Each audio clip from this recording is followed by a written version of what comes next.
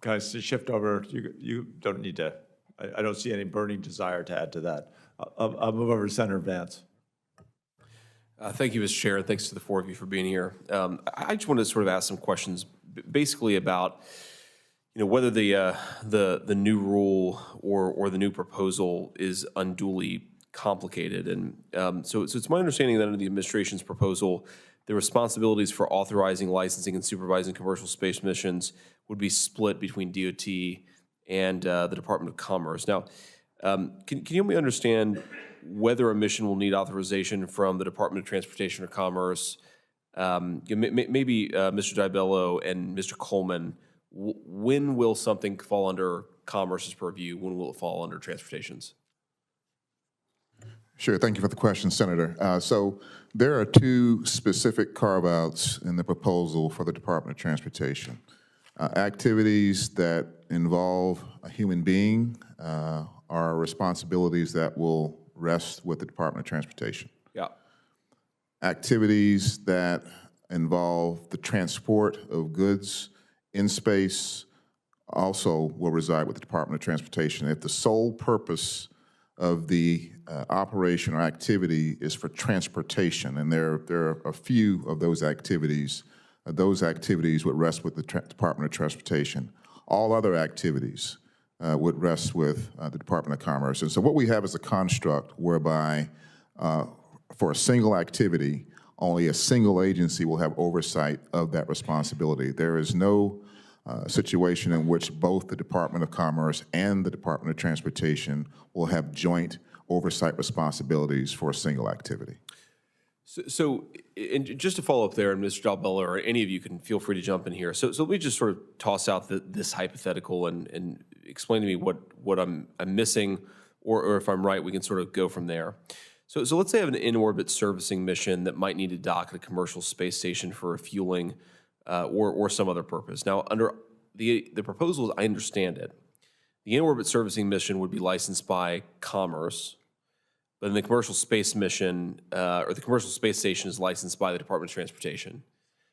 So I guess, would I as an operator need multiple licenses from each agency in order to do this particular mission? One of the things, that's a great question, and we've been asked that question previously, I think. It's a great question because if, as Kelvin said, if it involves humans, the space station would be licensed by the Department of Transportation. So if it were a space tug or a refueling station, it would be licensed by the Department of Commerce.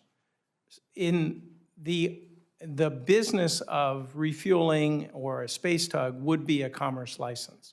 So even if there were, in your scenario, I think a tug docks with the station, perhaps to refuel the station, the two licenses would be separate in that case. The activity of the station would be licensed by DOT, but the activity of a tug service, of which the station might be one of many customers, would be a Department of Commerce license. So was there any discussion, or has there been discussion for when you have a scenario like this, and understand this is probably somewhat unusual, but not that unusual, where you have a scenario where you'd have to go to both Transportation and Commerce to just sort of basically give one agency jurisdictional control, so you don't sort of confuse, you don't have multiple people going to different places. I wonder, are there jurisdictional disputes where you might have Commerce and Transportation fighting over where you draw the line?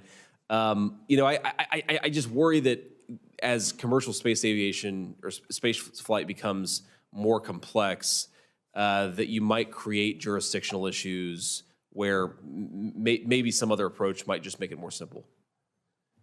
I think central to any of the scenarios we're talking about, there will be a robust interagency process that will be stood up along with these things. We do this now. I mean, our regulations in commercial remote sensing are really done. We're very tightly linked with the national security community on what we do, and I know that Calvin, in his launch licenses, has a payload review that it's broadly reviewed in the interagency process. So where there's a jump ball like that, often there will be a an interagency discussion. And that's why I said it's really important for any rule set to come with strict timelines, because you have to be able to, as the commercial sector has an expectation that they can get an answer in a reasonable timeline.